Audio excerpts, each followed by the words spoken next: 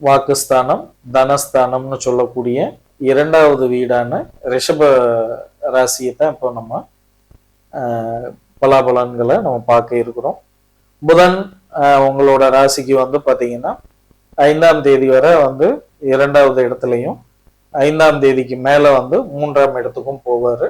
அப்போ 2ஆம் இடத்துல இருக்கும் பொழுது நிறைய நன்மைகளை வந்து வழங்கினாலும் அவர் வந்து 5ஆம் தேதிக்கு பிறகு வந்து 3ஆம் இடத்துல இருக்கும் பொழுது கண்டிப்பாக நரம்பு சம்பந்தப்பட்ட பிரச்சனை இருக்கிறவங்க, அதே போல தலைப்பகுதியில வந்து சின்ன சின்ன பிரச்சனை இருக்கிறவங்க எல்லாம் முடிஞ்ச மட்டும் வந்து பாத்தீங்கன்னா ஆரோக்கியம் சம்பந்தப்பட்ட விஷயத்துல கவனம் செலுத்திக்கிறது நல்லது.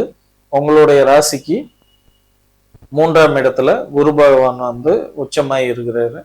அப்போ குரு வந்து பாத்தீங்கன்னா 3ஆம் இடத்துல இருக்கும் பொழுது பெரிய அளவுல வந்து அவரோட நன்மைகள் வந்து குறைவா தான் இருக்கும்.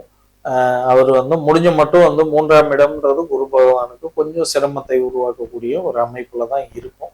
அப்போ ஒரு கஷ்ட சூழ்நிலைகள் இருக்க வாய்ப்பு இருக்கு. சுக்கிரன்னு போகும் பொழுதும் உங்களுடைய ராசி அதிபதி 5ஆம் இடத்துல இருக்கிறாரு. அப்போ 5ஆம் இடத்துலதான் இந்த மாதம் முழுவதும் இருக்கும் பொழுது கண்டிப்பாக உங்களுடைய ராசி அதிபதி நிறைய வரவுகளை வந்து உருவாக்குவார். அதுல எந்த மாற்றமும் இல்லை. சனி பகவான் உங்களுடைய ராசிக்கு வந்து 11ஆம் இடத்துல அதிர்ஷ்டஸ்தானத்துல வந்து இருக்கும் பொழுது நிறைய தன லாபத்தை வந்து கொடுப்பார். அப்போ சுக்கிரனும் சனியும் வந்து நட்பு கிரகங்கள் தான். அப்படிங்கும் பொழுது 2 பேருமே நல்ல அமைப்புல இருக்கும் பொழுது நிறைய வந்து பணம் புழக்கங்களை நீங்க இந்த மாதம் எதிர்பார்க்க முடியும். அப்போ ரிஷபராசிக்காரங்களுக்கு இந்த மாதம் வந்து ஒரு 70% வந்து அனுகூலமான பலன்களே இருக்கு. சின்ன சின்ன அசௌகரியங்கள் இருந்தாலும் உங்களால சமாளிக்க முடியும். இந்த மாதம் இனிய மாதமாக